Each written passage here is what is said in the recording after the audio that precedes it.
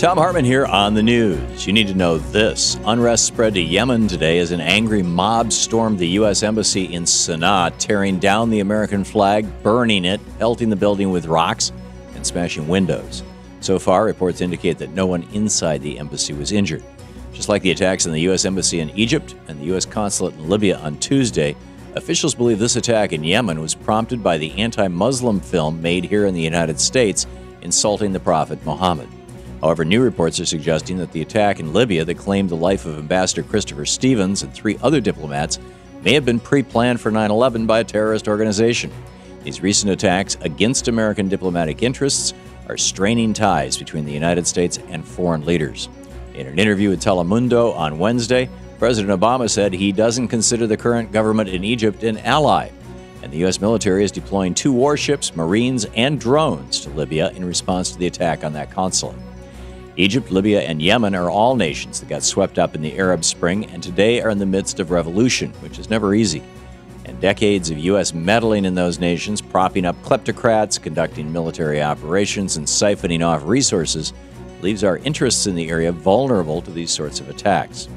Let's hope we as a nation don't fall into the same trap of overreaction and military misadventure that characterized the Bush administration and which Mitt Romney and his neocon advisors are calling for today. In screwed news, all eyes in Pennsylvania are on the state Supreme Court. Today, the Pennsylvania High Court will hear oral arguments in a challenge to that state's controversial voter suppression ID law.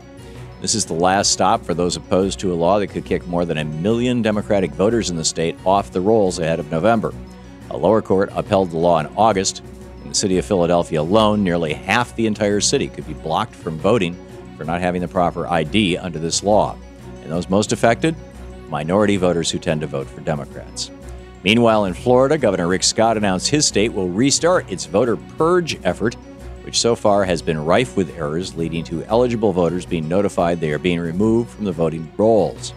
This is nothing more than right-wing election rigging, and it's up to the courts now to put a stop to it. It's also up to we, the people, to get active and start fighting for a federal right to vote. In the best of the rest of the news, civil liberties advocates led by journalists and writers Chris Hedges, Daniel Ellsberg, and Noam Chomsky secured a big victory yesterday. Federal Judge Catherine Forrest struck down the controversial indefinite detention provision passed and signed by President Obama on New Year's Eve last year as part of the National Defense Authorization Act. Judge Forrester agreed with the plaintiffs that the provision could chill the First Amendment and leave journalists vulnerable to indefinite detention if they associate with terrorist organizations while trying to cover stories. The Obama administration is appealing the ruling, but as Chris Hedges said in a recent interview with the Village Voice, if they appeal, we'll fight them, and we'll keep fighting them, and we'll fight them until we win. Republicans want us to rely on the rich to get us out of this bad economy. That's why they're pushing for more and more tax cuts for people like Mitt Romney. But a new study by economist Owen Zidar reveals that tax cuts for the rich really don't stimulate economies. Zidar examined states with a lot of rich people that had just recently passed a tax cut for those very same rich people, expecting to find significant economic growth as Republicans argue would happen. But that didn't happen. What Zidar found was that tax cuts for the top 10% highest income earners only yielded a 0.13% increase in GDP over 2 years, less than 0.2%. That's basically no growth at all. On the flip side, a tax cut for the bottom 90% led to a nearly 3% increase in GDP over a 2-year period. The study confirms what's become obvious to more and more Americans over the last 3 decades, which is that Reaganomics doesn't work. Demand is what drives economies. Working people with money in their pocket to spend is what creates economic growth, not rich people who stash their extra cash in the Cayman Islands or Swiss bank accounts.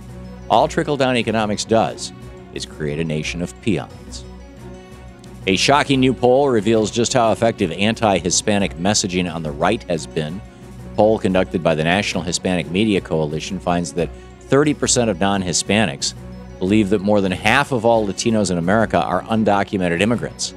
In reality, it's only about 18% of the Latino population in the United States undocumented, not anywhere near a majority. But with constant demonization of immigrants coming from the right, it's no wonder that Americans believe that illegal immigration is a bigger problem than it really is. We do need comprehensive immigration reform in America, but pinning our nation's problems on hardworking Latino citizens won't get us there. And considering that non-whites will soon have a majority in this nation, much to the dismay of people like Pat Buchanan, Republicans are vilifying Latinos at their own political peril. And finally, Obamacare is working. New census data reveals that the number of uninsured Americans declined for the first time since 2007. Between 2010 and 2011, after Obamacare was passed, the number of uninsured Americans dropped by 1.3 million. Not only that, Americans have saved $2.1 billion in health insurance premiums thanks to the reforms under Obamacare.